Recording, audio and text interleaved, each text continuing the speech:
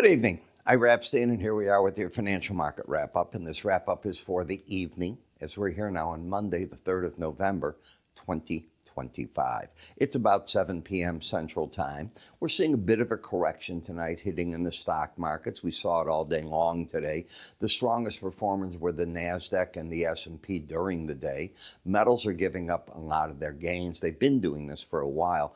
Gold is well off that 4,400 level. In fact, it's been down to 3,900. On the energy markets, Russia has been very nicely and loudly, I want to make that clear, going to OPEC members saying, don't you continue to say you're going to put more oil on the market. Okay, they need prices to stabilize because the U.S., other countries are, with those tariffs now really impacting where they're at. Winter is coming. War changes a lot over there. We'll see what happens. I see no sign that it's letting up, by the way. Bonds and notes, they are just one of these markets where if you believe that the Fed cuts, we're going lower real practical interest rates, you're all by yourself. You can set that funds rate wherever you want, but what's the real market doing? So much is based off the 10-year note. It's not under 4%, but it's still 411 and a fraction, whatever that is. It's not going down. The dollar got up to over 100. Now, it's backed off tonight a little bit, but today it did get over the 100 level. You haven't seen that in a long time, and that's at the expense of a number of the other markets. When we look at the S&P on a weekly close only, if the market were to end right here, you'd be down 0.11 for the week, just off an all-time high. It's the beginning of a new month.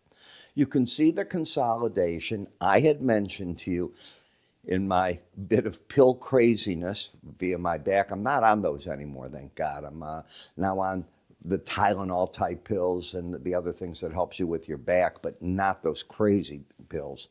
I thought that you might want to fill a gap that was left right here. You're certainly trying to do that, and that's where you're at.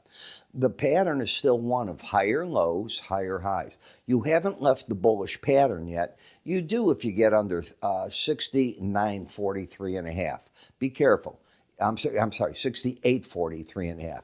If you take that out, that could open the door for more of a break, probably then towards the 18-day average, which is close to that 67.88 level. In terms of where the rally ran out of momentum, it's pretty easy to see. It's the upper Bollinger Band. You spent 3 days against it, and then kaboom, you levered right on down.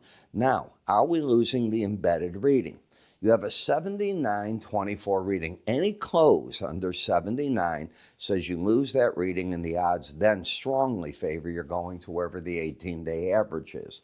But you haven't done that yet.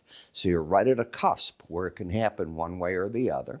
When you take a look with me at the NASDAQ, you're still with an embedded reading. You're nowhere near as you were over there.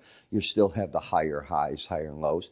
This is still in the bull pattern, but not so in the Dow. Dow's got lower highs, lower lows. Momentum is turned down. Open target around the 4,700 level. And you're already at your target level in the Russell. So it went NASDAQ strongest, then the S&P, then the Dow, and the weakest being the Russell 2000. It's the way that I'm looking at it.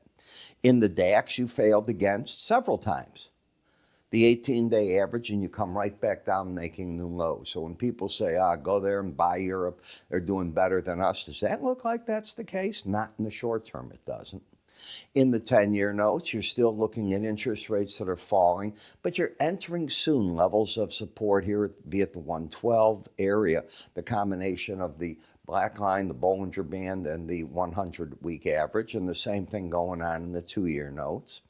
In the DEES dollar index, I think this is an area where smart money's taking money off the table. The reason is it's the first challenge of the 200-day average. You haven't done that in a very long period of time.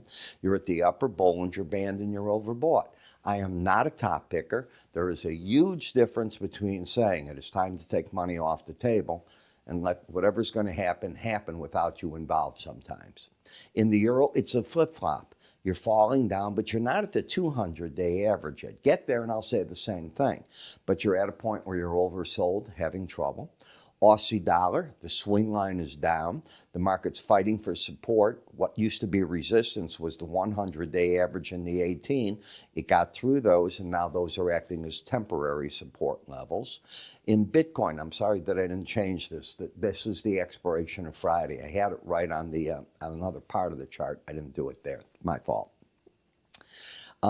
Brent, higher lows, higher highs, still in an uptrend, very overbought. I have serious doubts it's easily going to be able to get through the 100-day average in the upper Bollinger Band. They look for resistance there. Same thing in the WTI crude. I look for the resistance, plus you're overbought. They're in uptrends, but I think you're coming to the end of the swoop to the upside temporarily. Heating oil and natural gas, I want to leave open for the winter time. Let them do their thing. Let the markets pull back. You haven't had really cold weather across most of the United States. I was watching the Buffalo Bills game, how they brought in fake snow so they could throw snowballs at each other. First I'm going, did it snow there? It didn't snow there. But, that's what you watch, waiting to see where some of those things happen. So, I want to remind you all the smartest thing you can do, pay attention to reports when they come out. And I am back to putting out my twice daily written updates, my morning subscriber videos. Everything is back to normal at this point, with one exception. Over the weekend, I did not put out my weekly free YouTube videos by design. I wasn't even in Chicago. Had to be out of town for a little bit. I'm hoping to get back to normal on it this weekend. In any case, I'm Ira Epstein. Remember, you can get more information by clicking up here at any point, going to iraepstein.com, free offers or research. Everything's there. And I will catch up with one and all tomorrow in the other videos tonight.